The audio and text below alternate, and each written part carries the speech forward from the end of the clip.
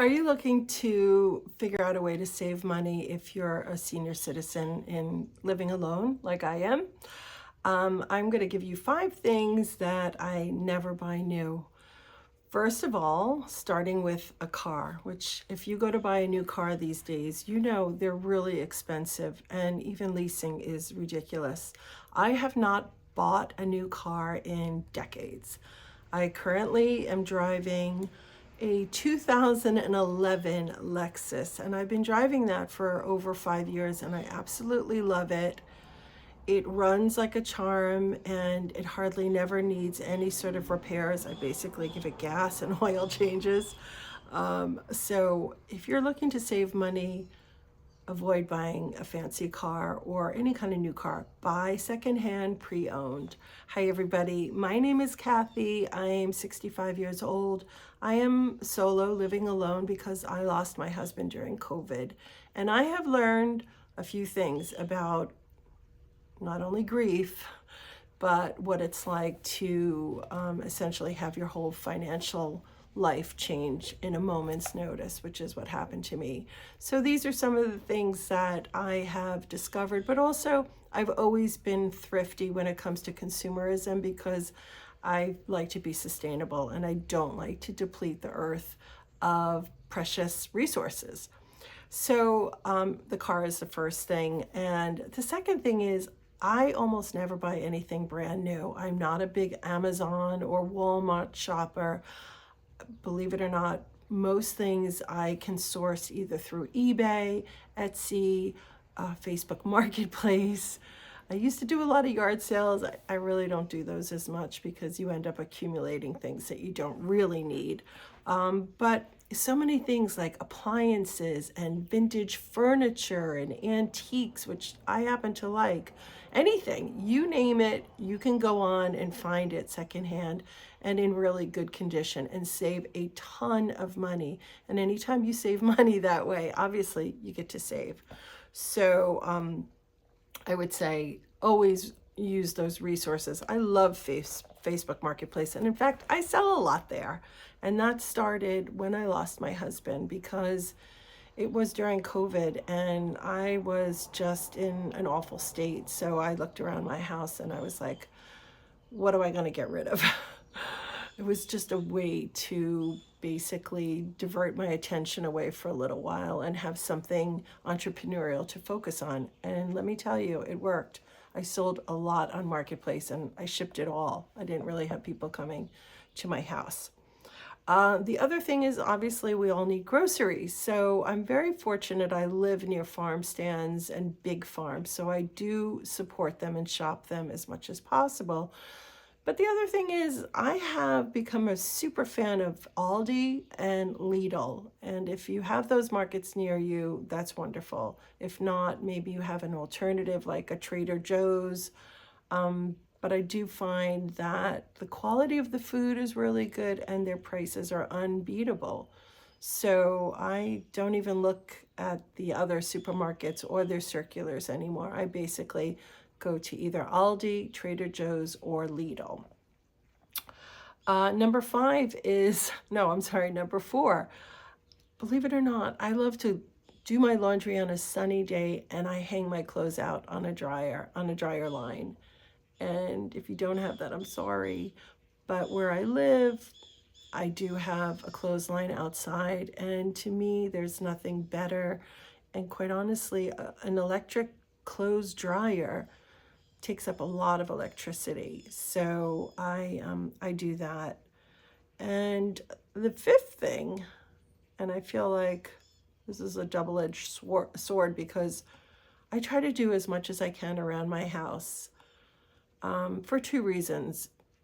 I feel like it's scrappy and yet I feel empowered when I take something and I'm like, okay, I can do this. I go on YouTube, I learn, I ask AI, unfortunately, and I try to do little things myself because A, I don't want to always have to be relying on calling somebody. B, it saves me money. And C, it's a challenge. And I have become all about a challenge these days. I don't know. Even like I'm cutting my own grass these days because my grass cutter moved. How dare he?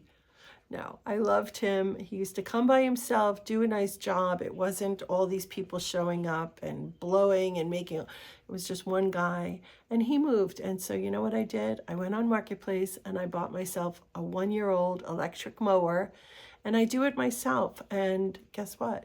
I saved myself $50. I get a lot of steps in, and I feel good about it. So I do try to do as many things. Even I do have a pool, and I have somebody open it and close it, but pretty much now I just put that robot in and let it clean the bottom of the pool. It saves me $100. I mean, I can do that. So yeah, I try to do as much as possible. And someday I'm not going to be in this large house, but until, you know, that day comes, I'm going to try to be as reliant on myself first, and then, of course, good tradespeople. And the other thing is, if I need something, let's just say there's a tool. Not that I'm a huge tool person, but if there's something that I need, like, actually, here's a perfect example. I had my bicycle sitting in the garage, and I live near the beach, and I like to ride my bike. However, my tires have been flat for honestly 2 years. I didn't even do them last year. And I thought, this is crazy. I know somebody has a bicycle pump. And sure enough, my neighbor 3 doors down had a great bicycle pump. I went over there, I borrowed it. I hung out with her, I saw her garden, we chit-chatted, and I came back to my house and I pumped up my tires on 2 bicycles. And I feel like, wow, I can ride my bike again around the neighborhood and go down to the park and the beach. So that was a 6th one. All I can tell you is that if you're living on a fixed income like I am, or even if you're not, the bottom line is the world doesn't have endless resources. And everybody says, oh, Amazon this and Amazon that. But the bottom line is these things are being taken from the earth or created at the expense of, you know, the earth and pollution or whatever.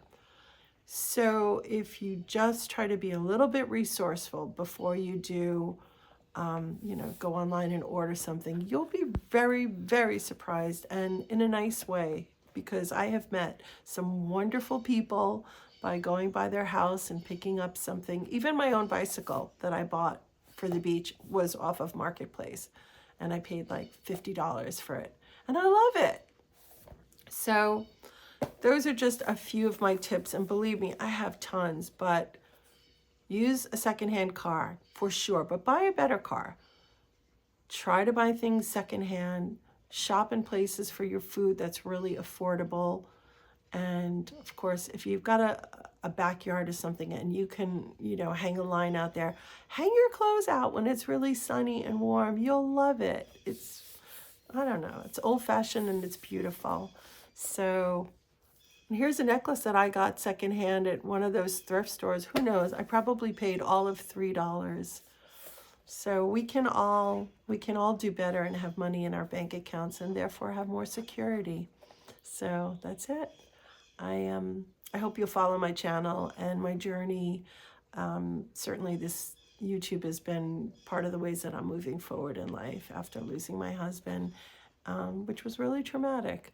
And little by little, I'm taking steps forward, and I'm doing new things. So this is one of them, but I wanted to share some of the things that I have learned, and hope that you'll adopt some of them. And if you've got some great ideas about how you save money, please let us know, okay? All right, everybody, I hope you have a great day.